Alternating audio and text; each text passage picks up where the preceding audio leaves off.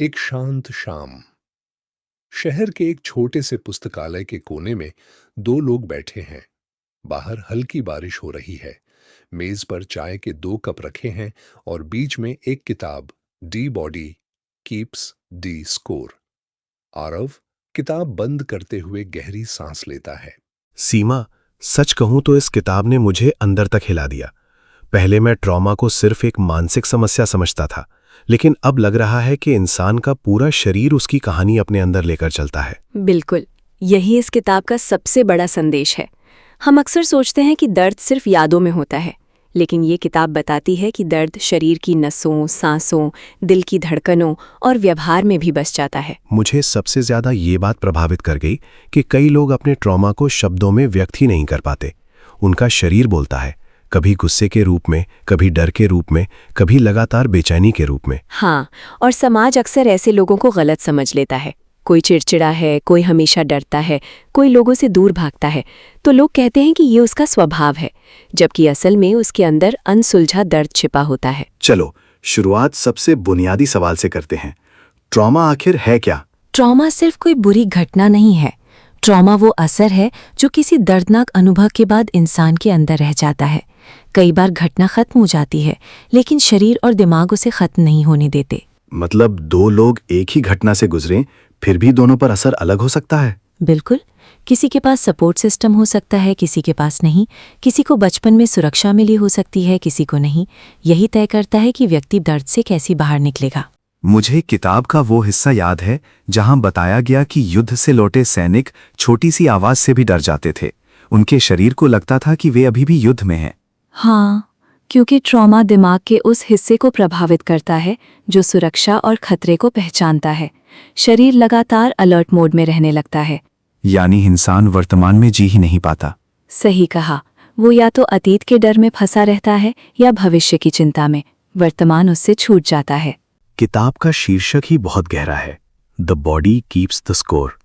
शरीर आखिर कैसे स्कोर रखता है? देखो, जब कोई इंसान लगातार डर या हिंसा में रहता है तो उसका नर्वस सिस्टम बदलने लगता है।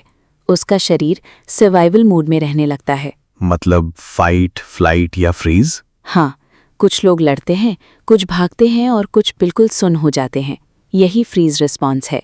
मुझे लगता है फ्रीज रिस्पॉन्स को समाज सबसे कम समझता है। क्योंकि लोग पूछते हैं, तुमने विरोध क्यों नहीं किया? लेकिन वे नहीं समझते कि ट्रॉमा के समय शरीर खुद को बचाने के लिए शटडाउन हो सकता है।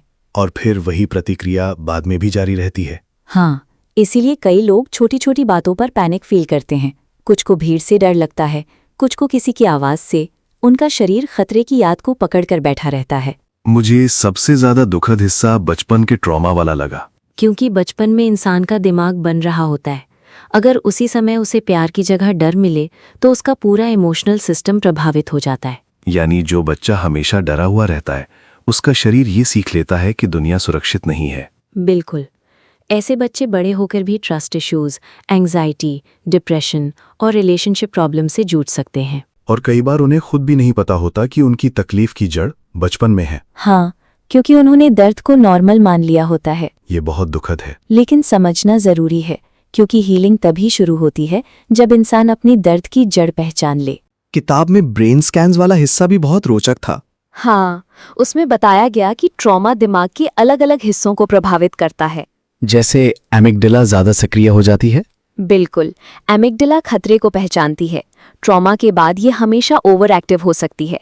दूसरी तरफ प्रीफ्रंटल कॉर्टेक्स, जो सोचने और शांत रहने में मदद करता है, कमजोर पड़ सकता है। यानी इंसान तर्क से ज्यादा डर के आधार पर प्रतिक्रिया देने लगता है। हाँ, और हिपोकैम्पस, जो यादों को ऑर्गेनाइज करता है, वो भी प्रभावित हो सकता है।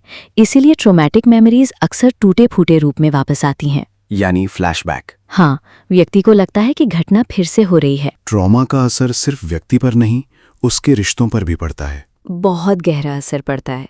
अगर किसी ने बिट्रियल, अब्यूज या निग्लेक्ट झेला है तो वो लोगों पर भरोसा करने से डर सकता है। कई लोग प्यार चाहते हैं, लेकिन इंटीमेसी से डरते हैं, क्योंकि उनका नर्वस सिस्टम वल्नरेबिलिटी को खतरे की तरह देखता है। इसीलिए कुछ लोग रिश्तों में क्लिंगी हो जाते हैं और कुछ इमोशनली अनअवेलेबल। सही कहा, दोनों के पीछे डर होता है। क्या तुम्हें नहीं लगता कि समाज ट्रॉमा को बहुत हल्के में लेता है? बहुत ज्यादा। लोग कहते हैं मूव ऑन, स्ट्रांग बनो, इतना मत सोचो, लेकिन हीलिंग कोई स्विच नहीं है। हाँ, कई लोग सालों तक सिर्फ इसलिए सफ़र करते रहते हैं क्योंकि उन्हें वैलिडेशन नहीं मिलता। और मेंटल हेल्थ के बारे में अवेयरनेस अभी भी कम है। मुझे लगता है इमोशनल पेन को इनविजिबल होने की सज़ा मिलती है। बहुत सही बात कही तुमने। किताब का एक इंटरेस्टिंग पॉइंट ये भी था कि सिर्फ बात करना हमेशा काफ़ी नहीं होता। हाँ, क्योंकि ट्रॉमा सिर्फ थॉट्स में नहीं रहता, वो शरीर में भी रहता है। इसलिए बॉडी बेस्ड थेरेपीज ज़रूरी हो सकती हैं। जैसे yoga, breathing exercises, movement therapy. हाँ, ये शरीर को सेफ्टी महसूस कराना सिखाती हैं। मतलब हीलिंग सिर्फ दिमाग की नहीं, पूरे नर्वस सिस्टम की होती है। बिल्कुल। मुझे ये जानकर आश्चर्य हुआ कि योग ट्रॉमा हीलिंग में इतना मददगार हो सकता है। क्योंकि योग इंसान को अपने शरीर से दोबारा जोड़ता है।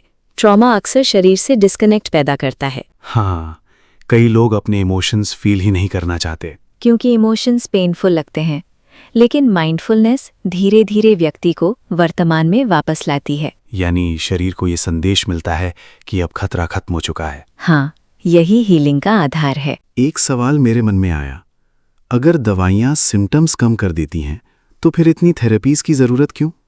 क्योंकि दवाइयाँ कई बार सिर्फ सिम्टम्स दबाती हैं। असली हीलिंग तब होती है जब इंसान अपने दर्द को समझता और प्रोसेस करता है। मतलब अगर जड़ नहीं बदली तो समस्या वापस आ सकती है? हाँ, हालांकि कुछ लोगों के लिए दवाइयाँ ज़रूरी भी होती हैं, लेकिन सिर्फ पिल्स हर समस्या का हल नहीं। कई बार लोग कहते हैं कि उन्हें कुछ याद नहीं, लेकिन उनका शरीर रिएक्ट करता है। ऐसा क्यों? क्योंकि ट्रॉमेटिक मेमोरी हमेशा कहानी की तरह स्टोर नहीं होती। कई बार वो सेंसेशंस के रूप में रहती है, जैसे घबराहट, टाइटनेस, स्वेटिंग, नमनेस। यानी शरीर को याद है, भले दिमाग भूल जाए। बिल्कुल, यही किताब का केंद्रीय विचार है। ट्रॉमा सर्वाइवर्स में शेम बहुत कॉमन होती है। हाँ, कई लोग खुद को दोष देते हैं, उन्हें लगता है कि गलती उनकी थी, जबकि असल में वे पीड़ित थे। लेकिन अब्यूसिव एनवायरनमेंट्स अक्सर व्यक्ति को यही विश्वास दिलाते हैं कि वो वर्थलेस है। और वही बिलीफ उसकी आइडेंटिटी बन जाता है। इसीलिए थेरेपी में सेल्फ कंपैशन बहुत ज़रूरी है। तुम स्कूल काउंसलर हो, क्या तुम्हें बच्चों में ट्रॉमा के साइंस दिखते हैं? बहुत बार कोई बच्चा अग्रेसिव हो जाता है, कोई बिल्कुल चुप, कोई ध्यान नहीं लगा पाता।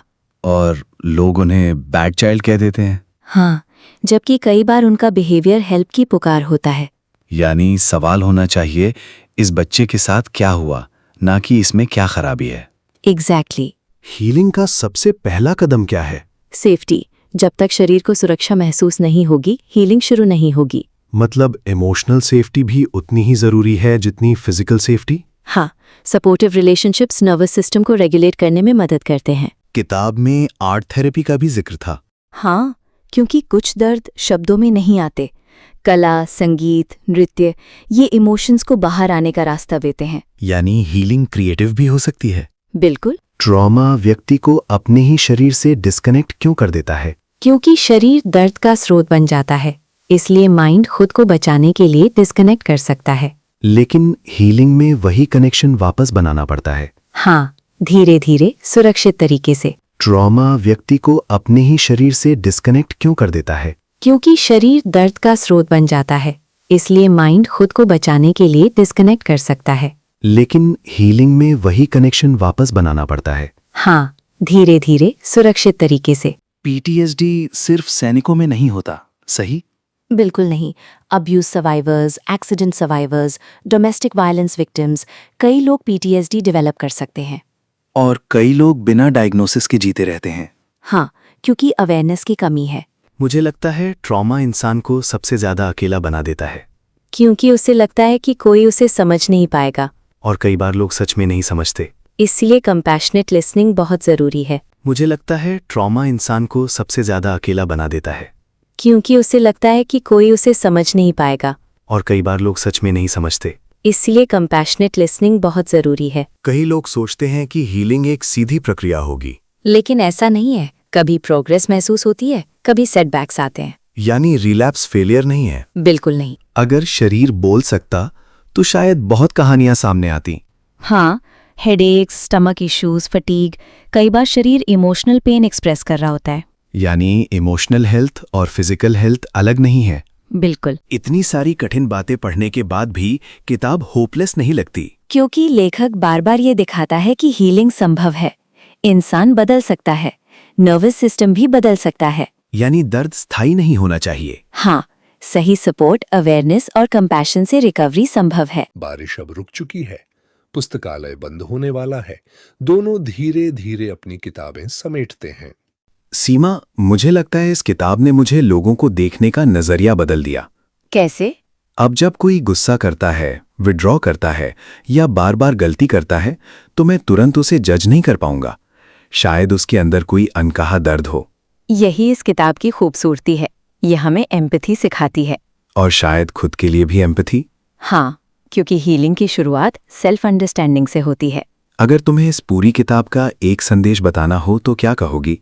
मैं कहूंगी, जो दर्द दबा दिया जाता है वो गायब नहीं होता, वो शरीर में बस जाता है। लेकिन अगर उसे समझा जाए, महसूस किया जाए और सुरक्षित जगह मिले तो हीलिंग संभव है। दोनों मुस्कुराते हैं। बाहर सड़क पर हल्की ठंडी हवा चल रही है। वे पुस्तकालय से बाहर निकलते हैं, शायद थोड़ा ज्यादा समझदार, थोड़ा ज्यादा संवेदनशील और इंसानी दर्द को थोड़ा ज्यादा गहराई से समझने वाले। यह संवाद सिर्फ एक किताब की चर्चा नहीं है, बल्कि मानव मन और शरीर की गहरी समझ का प्रयास है। The body keeps the score यह सिखाती है कि ट्रॉमा सिर्फ यादों में नहीं रहता, वह शरीर, व्यवहार, रिश्तों और पहचान में भी बस जाता है। लेकिन यह किताब केवल दर्द की कहानी नहीं सुनाती, यह उम्मीद की कहानी भी सुनाती है। हीलिंग संभव है, इंसान बदल सकता है। सुरक्षित रिश्ते, जागरूकता, माइंडफुलनेस, थेरेपी, कंपैशन और सेल्फ अवेयरनेस, ये सब रिकवरी के रास्ते खोल सकते हैं। सबसे महत्वपूर्ण बात यह है कि हमें लोगों को सिर्फ उनके बिहेवियर से नहीं, बल्कि उनकी अनदेखी कहानियों से भी समझने की कोशिश करनी चाहिए। कई बार जो व्यक्ति सबसे ज्यादा गुस्से में दिखता है, वही अंदर से सबसे ज्यादा डरा हुआ होता है। जो सबसे ज्यादा चुप है, वही शायद सबसे ज्यादा दर्द में है। इसलिए एम्पैथी सिर्फ एक भावना नहीं, बल्कि हीलिंग का माध्यम है।